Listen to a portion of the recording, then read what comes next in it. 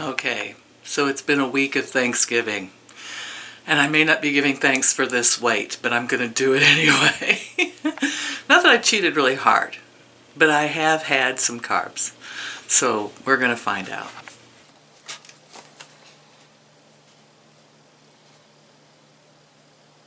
That can't be right. Alright, let's try it again because that can't be right. No, I mean like it literally cannot be right. I haven't picked this up or moved it so it didn't go to those. There, no. What?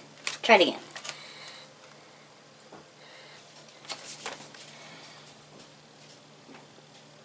Oh, this is so weird. You know, I'm not going to count that as real. You couldn't go from 237 to 2226. It just can't. One more time. There.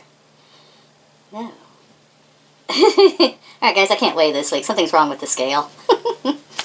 She says the meds will make him sleepy, so he's going to sleep a lot. And I said, well, how am I going to know? He sleeps a lot all the time, don't you, buddy? I know you hear me. You're doing good, sweetheart. Hello, Grandma DC here. Okay, friends, for the first time, I know everybody's wanting to know about Angus, and he's still alive. I didn't pull the plug. I decided to give him a shot at getting better. And yesterday, my grandkids all came and everybody, and he just laid around and he couldn't stand at all. My granddaughters, Hazel, and I put a towel under him and literally drug him across the room to put him in his bed. He was kind of swimming on the floor, and I thought, that's it. I'm getting up Monday morning. We're pulling the plug. I'm not going to let him suffer. This is Monday morning. And I got up this morning and I stepped over him. He had managed to swim to the hallway and was sleeping. I didn't give him the painkiller last night because it just seemed to make him like not know where he was, and he was so out of it, and he just laid there. I did give him the one that starts with a P. I can't pronounce it. I thought it was a D. The doctor said no, it was a P. Previfox or something. I don't know. It's a half a pill. I gave that to him last night, but not the pain pill, because he just didn't seem to be in pain. He wasn't crying and whining or anything. Long story short, so this morning I got up and there was blood on the floor, and not to be too graphic, and it looked like it was kind of diluted, and I thought he might have a kidney infection. The doctor didn't check for any of that. Matter of fact, she never laid a hand on him, as I said. So I thought, well, what if it's a kidney infection? I mean, he's back in, he doesn't want to stand up, kidneys are in your lower back. This makes sense to me. So I called her and I'm like, what do you think of this idea? I said, I can't get him in the car anymore. He's refusing to support his weight on his front legs for more than 3 feet. I can't. He's 70 pounds. And she said, well, she says, that's an idea, that could be. She said, we could give you some antibiotics. I said, I'll come and get them. That would be fine. I said, she didn't seem too hopeful. And I was kind of like, what about if I go to the MFA?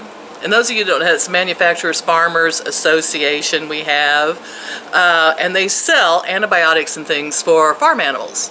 Actually really cheap. And I had thought about doing this in the first place, and now a week later I wished I had done this in the first place.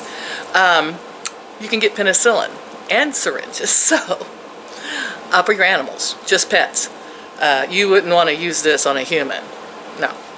But I went and she said, do it. She's told me how much to give him, and every 24 hours, and she says, give it a shot. Give him another 24 hours. And I'm at least glad she said, try everything you can try. So I ran as fast as my little bitty electric hybrid car would go. I broke the speed limit. I was doing 30 miles an hour, guys, right past the park. Speeding away. And I got there, and I got the penicillin and a needle, a syringe, and I came back, and when I came back and walked in the house, there was blood everywhere. Everywhere. And Angus was standing at the door wagging his tail. What? He hadn't greeted me at the door in a week. I was shocked, terrified, ecstatic. I had so many emotions running through me. And I realized after examining him, there was a cyst in his hind haunch and it had burst. And you don't even want the description, okay? I went ahead and gave him the shot of penicillin, and he drank water. He walked from the kitchen back into the living room under his own power. I cleaned him up a little.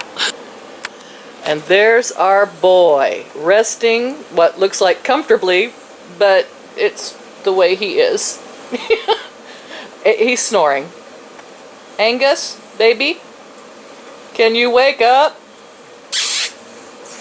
Thank you. We wiggled an eyebrow. He's okay. He didn't have his painkiller today. I think he's just so relieved that he's just now resting deeply. Whereas before, he's, you know, if I said something to him, he'd be like, what, you know? But I'm going to hold off on that painkiller because it really makes him groggy. He's like, what? Like all of us would be, you know? So, Mary, thank you so much for offering, you know. But I think he's going to be okay. I have a lot of hope.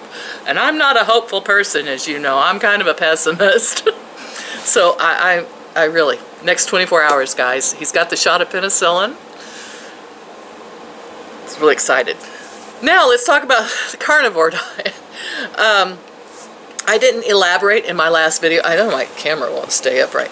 I didn't elaborate in my last video about my cheating. We went Mom's birthday, Thanksgiving, and I had mostly all meat at the buffet. And they had good meat at this buffet. It wasn't covered in sauces and stuff. So I had that. Some cheese, kind of hitting the cheese a little hard. A chaffle or two here or there with the egg and the cheese, you know, waffle thing. Oh, and then I had 3 pieces of very thin crust pizza, and I ate the crust because it was so thin, and that was when my grandkids came to visit. So that was a wonderful time. They all told Angus goodbye because we thought he was going to die, didn't we, Angus? Scud. Scud says, I don't care. Just feed me and love me.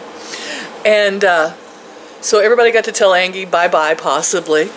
They'll be excited to hear this new development.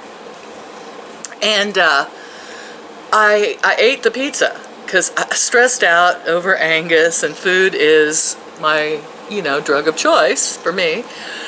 And then I got on the scale and it said 219, which is, it did not go from 38 to 19 in a week with me eating buffets and all of that stuff. So I think maybe a battery.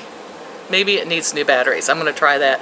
I'm going to figure out how to put the batteries in that thing. But anyway, I figured that my scale not working was a gift from the powers that be to me. Merry Christmas, your scale broke. And I am still staying on the carnivore diet. I had a day of pain. And it probably was from eating the vegetables and stuff on the pizza. And, of course, trying to lift Angus and carrying him, helping him up and down, trying to get him outside to potty, and he's a chunker. But, all right, guys, this I'm not doing anymore. This is just an update to let you know. Thank you so much for those of you who donated on my homepage. Click on my funny face down in the corner. Donate to PayPal. That has really, really helped, and we will be taking him back to the veterinarian again. She said give him a week, a shot every day for 3 days. Let her know. I said I'm definitely going to let her know. So he just wiggled an ear. I'm so excited over an ear wiggle. I know I'm crazy. I love y'all. Bye-bye. Thank you for donating. Thank you so much. Angus. Hi, buddy. Can we have another ear wiggle? Ooh, what a good boy. Well, that is brighter than he has looked in days. Tell everybody I'm going to be okay. I'm going to try to get well. Side note, did I tell you I know what that humming sound is now? I figured it out. It's power lines. I can hear the power lines. It's like having a superpower. One I don't really want. Thank you. Such blessings. Great hearing.